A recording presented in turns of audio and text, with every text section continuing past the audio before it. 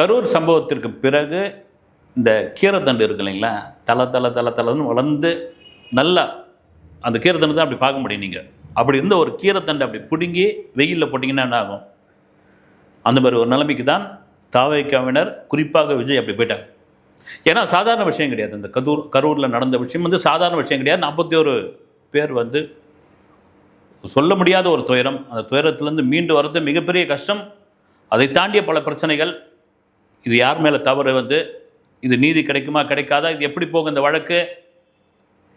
குறிப்பாக சொன்னோம்னா ஆதவ அர்ஜுனா கிட்ட கிட்டத்தட்ட ஒரு மணி நேரமோ 2 மணி நேரமோ விஜய் பேசுனதாக ஒரு தகவல் உண்டு. அதில் உணர்ச்சி வசப்பட்டு பல இடங்களில் அவர் பேச்சுவாக்கில் வந்து நன்றி சொன்னதாக ஒரு விஷயம்.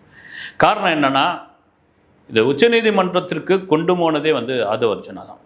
அவர் கிரவுண்ட் ஒர்க் பண்ணதே அவர் தான் அப்படின்னு பேசிக்கிறாங்க. வந்து அதை தாண்டி பார்த்திங்கன்னா, இந்த கேஸை எடுக்கிறதுக்கு நிறைய வழக்கறிஞர்கள் தயங்கினாங்க அல்லது மறுத்தார்கள் அப்படின்ற மாதிரியான விஷயங்கள்லாம் சொல்லிட்டு போகிறாங்க. அதன் பிறகு வந்து நியாயம் யார் பக்கம் இருக்குதோ அந்த நியாயத்தின் பிரகாரம் வந்த தீர்ப்பு அது. அந்த தீர்ப்புக்கு பிறகு ஆதவ அர்ஜுனா கிட்ட பல விஷயங்கள் பேசுனது. குறிப்பாக வந்து விஜய் சொன்ன ஒரு வருத்தமான விஷயம் என்னென்னா, இந்த சம்பவத்திற்கு பிறகு புஷி ஆனந்த் ஒரு பக்கம் போயிட்டார், அவருடைய ஃபோன் சுவிட்ச் ஆஃபு. 2ஆம் கட்ட தலைவர்கள் எல்லாம் ஒவ்வொரு மூலைக்கு போயிட்டாங்க. ஜான் ஆரோக்கியசாமி என்ன பண்ணுறதுன்னு தெரியாமல் திகைச்சு போயிருந்தார். கிட்டத்தட்ட வந்து தனிச்சு விடப்பட்ட மாதிரி நான் இருந்தேன். நீங்கள் தான் இந்த அளவு கொண்டு போய் இந்த விஷயத்தை புஷ் பண்ணி இன்றைக்கி கொண்டு வந்துட்டீங்க, ரொம்ப நன்றி அப்படின்னு சொன்னதாக ஒரு தகவல்.